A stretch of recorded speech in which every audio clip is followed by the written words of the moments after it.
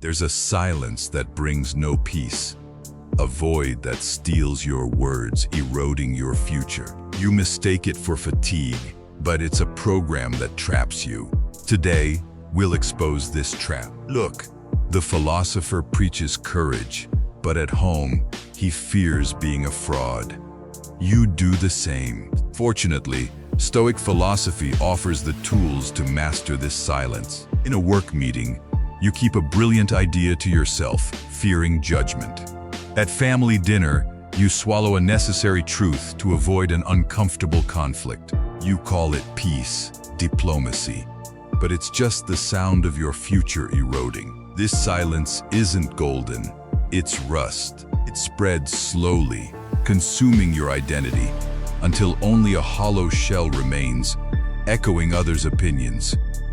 You become a ghost in your own life, haunted by the words you never spoke. The promise of security that silence offers is a lie. The only thing it guarantees is regret. It promises to protect you from the pain of the moment, but condemns you to a lifetime of petty pains. Every time you stay silent when you should speak, you sell a piece of your soul for a peace that won't last until dawn, and you wonder why you feel empty. The emptiness is the space you created yourself, word by unspoken word. This isn't Stoicism, not yet, but a Danish thinker, Søren Kierkegaard, gave us a map to this particular hell. Imagine a man in a ballroom. He dances, he laughs, he seduces.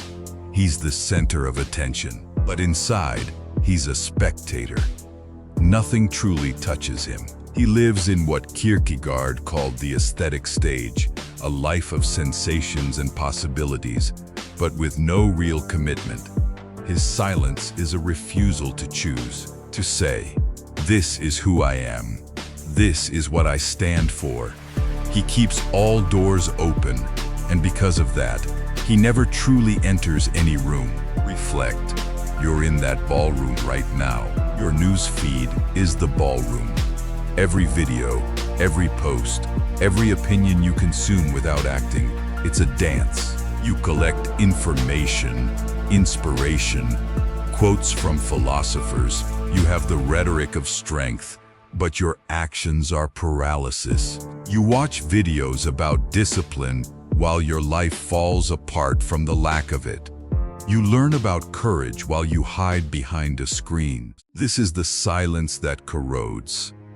The dissonance between the knowledge you accumulate and the life you refuse to live. You've become a curator of a museum of unrealized potential, an archivist of lives you could have lived. Kierkegaard would say you're in despair.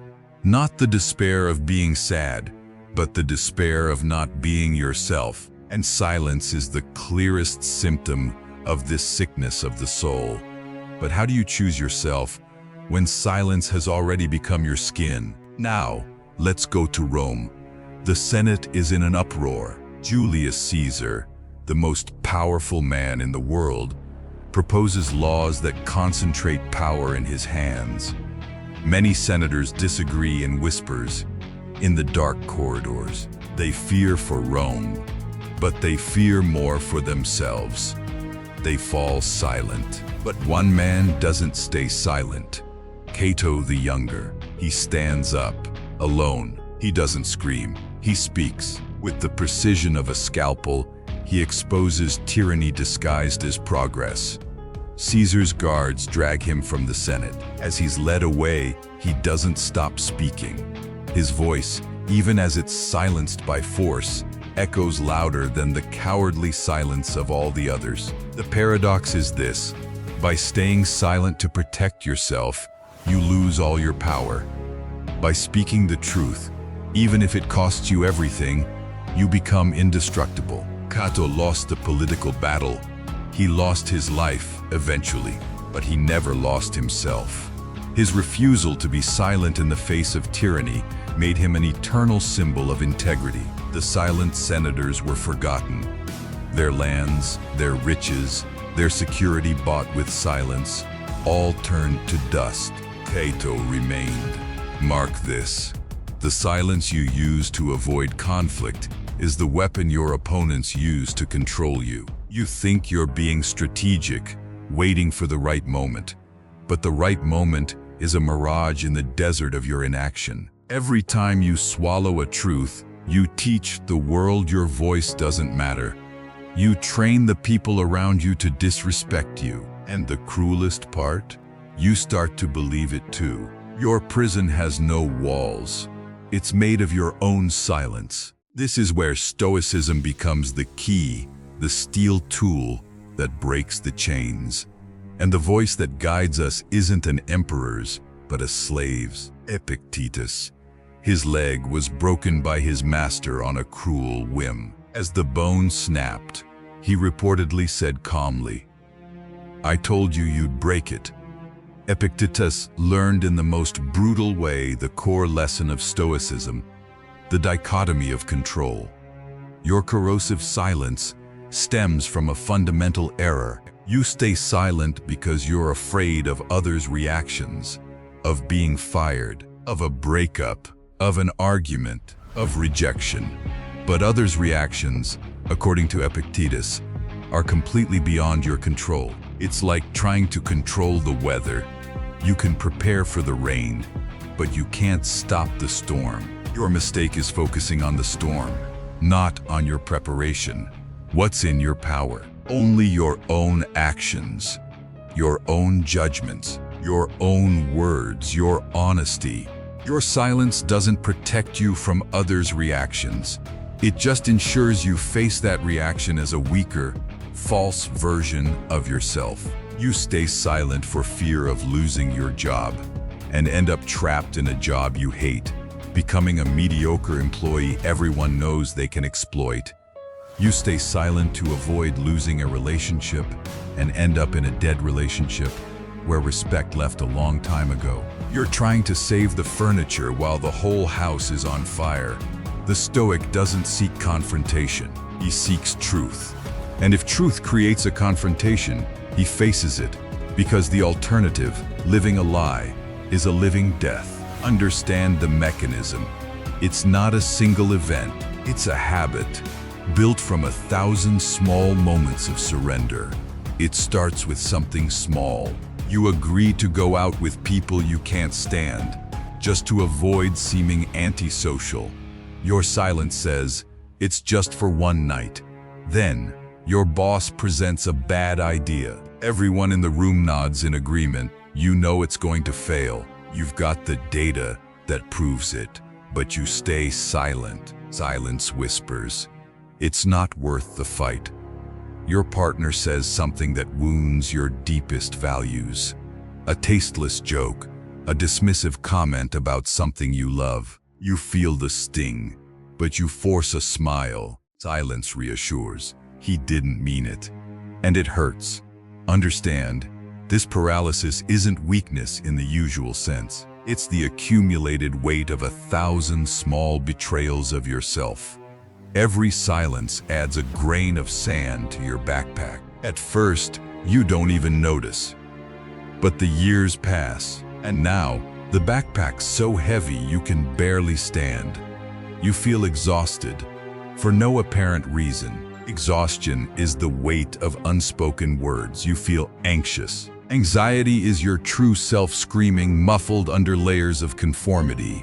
You feel lost, and how could you not be?